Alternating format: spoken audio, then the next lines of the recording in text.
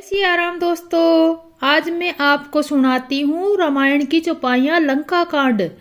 लक्ष्मण जी ने पास जाकर कहा, अरे दुष्ट वानर, भालुओं को क्या मार रहा है? मुझे देखकर मैं तेरा काल हूँ। रावण ने कहा, अरे मेरे पुत्र के घातक, मैं तुझी को ढूंढ रहा था। आज तुझे मारकर अपनी छाती ठंडी करूंगा।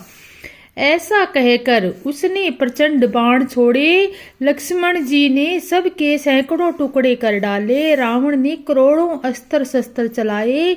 लक्ष्मण जी ने उनको तीर के बराबर करके काटकर हटा दिया। फिर अपने बाणों से उस पर प्रहार किया और रथ को छोड़कर सारथी को मार कर डाला। रावण के 10 मस्तकों में 100 बाण मारे। वे सिरों में ऐसे पट गए जैसे पहाड़ों के शिखरों पर सर्प प्रवेश कर रहे हों। फिर 100 बाण उसकी छाती में मारे। वह पृथ्वी पर गिर पड़ा। उसने कुछ भी होश न रहा। फिर मूर्छा छूटने पर वह प्रबल रावण उठा और उसने वह शक्ति चलाई जो ब्रह्मा जी ने उसे दी थी। वह ब्रह्मा की दी हुई प्रचंड शक्ति लक्ष्मण जी को ठीक छाती में लगी। फिर लक्ष्मण जी व्याकुल होकर गिर पड़े। तब रावण उन्हें उठाने लगा, पर उसके अतुलित बल महिमों में यूं ही रह गई, व्यर्थ हो गई और उनके उठा न सका। जिनके एक ही सिर पर ब्राह्मण रूपी पवन धूल के एक कण के समान विराजता है, उन्हें मूर्ख रावण उठाना चाहता है, पर वह तीनों भुवनों के स्वामी लक्ष्मण जी को नहीं जानता। यह देखकर पवन पुत्र हनुमान कठोर वचन बोलते हुए दौड़े। हनुमान जी के आते ही रावण ने उन पर अत्यंत भयंकर गुस्से का प्रहार किया। हनुमान जी ने घुटने टेक कर रह गए, पृथ्वी पर गिरे नहीं और फिर क्रोध से भरे हुए संभल कर उठे। हनुमान जी ने रावण को एक घुसा मारा। वह ऐसा गिर पड़ा जैसे अस्त्र शस्त्र को मारकर पर्वत गिरा हो। मूर्छित होने पर वह जागा और हनुमान जी के बड़े भारी बल को सराहने लगा। हनुमान जी ने कहा, मेरे पौरुष को अधिकार है, मुझे भी अधिकार है। जो वे द्रोही अब भी जीता रह गया हो। ऐसा कहकर लक्ष्मण जी को उठाकर हनुमान जी श्री रघुनाथ जी के पास चले आए। यह देखकर रावण को आश्चर्य हुआ। श्री रघुवीर ने लक्ष्मण जी से कहा, हे भाई, हृदय में समझो, तुम काल के भी रक्षक और देवताओं के रक्षक हो। यह वचन सुनते ही कृपालु लक्ष्मण जी उठे। वह कराल शक्ति आकाश को चली गई। लक्ष्मण जी ने फिर धनुष बाण लेकर थोड़े और बड़ी शीघ्रता के शत्रु के सामने आ पहुंचे। फिर उन्होंने बड़ी ही प्रशंसा से रावण के रथ को चूर चूर कर सारथी को मार कर उसे रावण की व्याकुलता कर दिया। 100 बाणों से उसका हृदय भेद दिया और जिससे रावण अत्यंत व्याकुल होकर पृथ्वी पर गिर पड़ा। जब दूसरा सारथी उसे रथ में डालकर तुरंत ही लंका को ले गया। प्रताप के समूह श्री रघुवीर के भाई लक्ष्मण जी ने फिर आकर प्रभु के चरणों में प्रणाम किया। वहां लंका रावण मुरझा कर जाग कर कुछ यज्ञ करने लगा। वह मूर्ख और अत्यंत अज्ञानी हठवर्ष और श्री रघुनाथ जी के विरोध करके विजय चाहता है। वहां विभीषण जी ने सब खबर पाई और तुरंत जाकर श्री रघुनाथ जी को कह सुनाई कि हे नाथ, रावण एक यज्ञ कर रहा है। उसके सिद्ध होने पर वह अभागा सहज ही नहीं मरेगा। हे नाथ, तुरंत वानरों योद्धाओं को भेजिए जो यश का विश्वास कर सके, जिससे रावण युद्ध में आर्य प्राप्त काल होते हुए भी। प्रभु ने वीर योद्धाओं को भेजा। हनुमान और अंगद आदि सब दौड़ पड़े।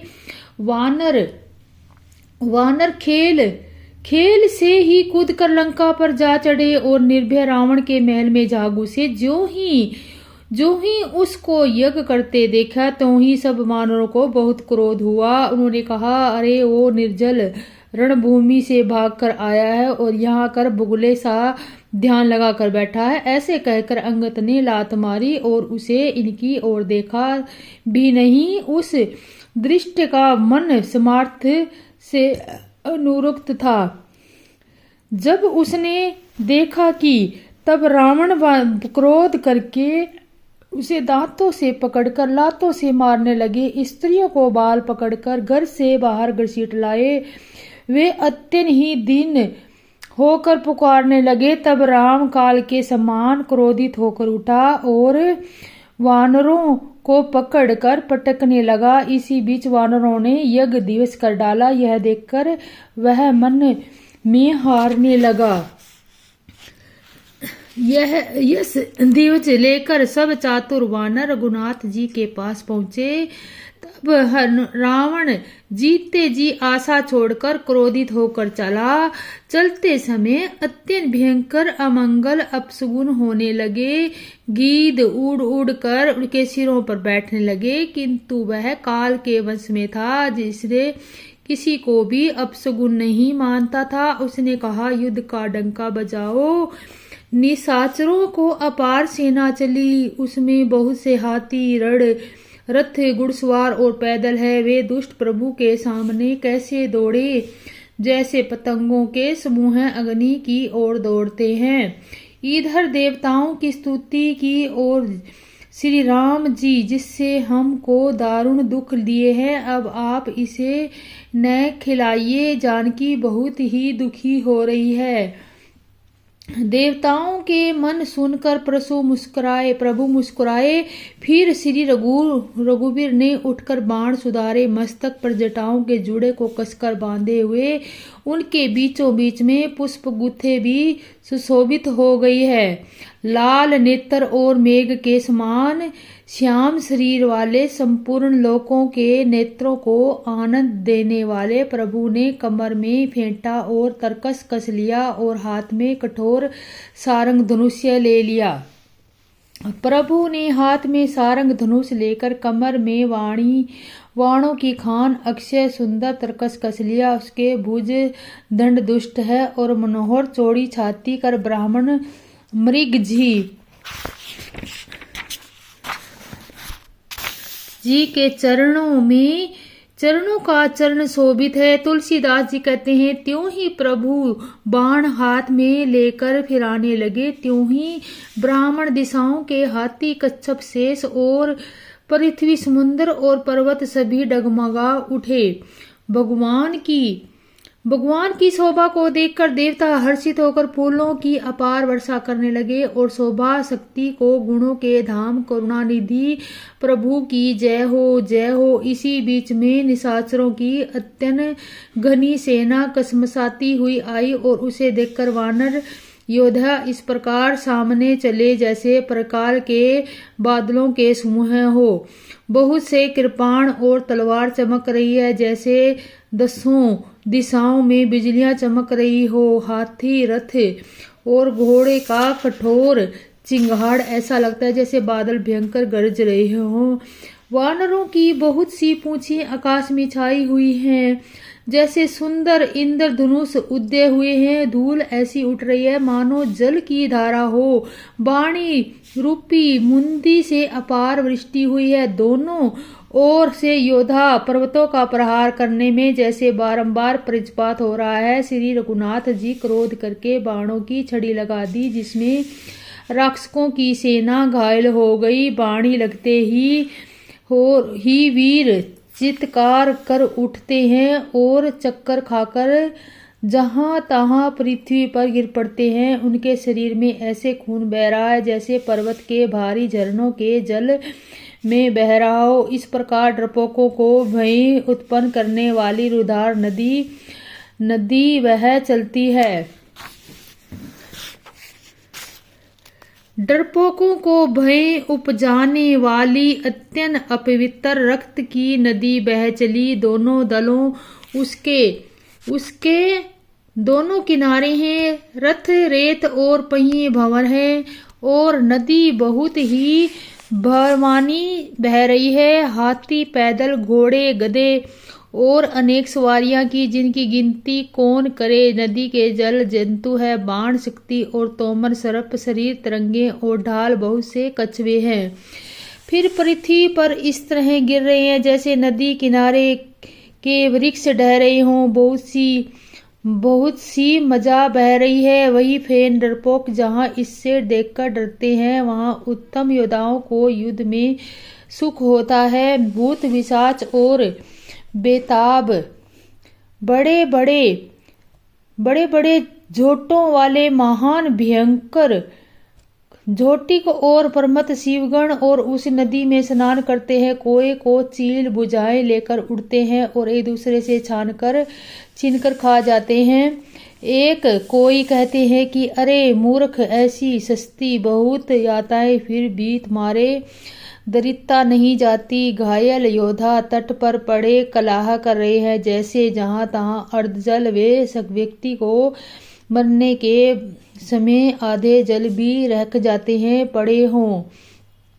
गीद आदि खींच रहे हैं जैसे मछली मार नदी तट पर चित्त लगाए हुए घटनास्थल को बंसी खेल रहे हैं। बहुत से योद्धा बहे जा रहे हैं और पक्षी उन पर चढ़े चले जा रहे हैं, मानो वे नदी के नाविर नौका क्रीड़ा खेल रहे हों।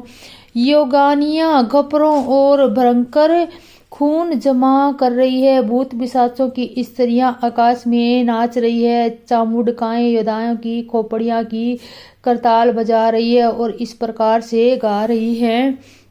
गीदड़ों के समूह कट कट कर शब्द करते हुए मुद्रों को खाते खाते हुआ कर रहे करते और पेट भर जाने पर एक दूसरे को डांटते। करोड़ों धड़ बिना सिर के घूम रहे हैं और सिर पर पृथ्वी पर पड़े पड़े जय जय बोल रहे हैं। मुंड खटे कड़े सिर जय जय बोलते हैं और प्रचंड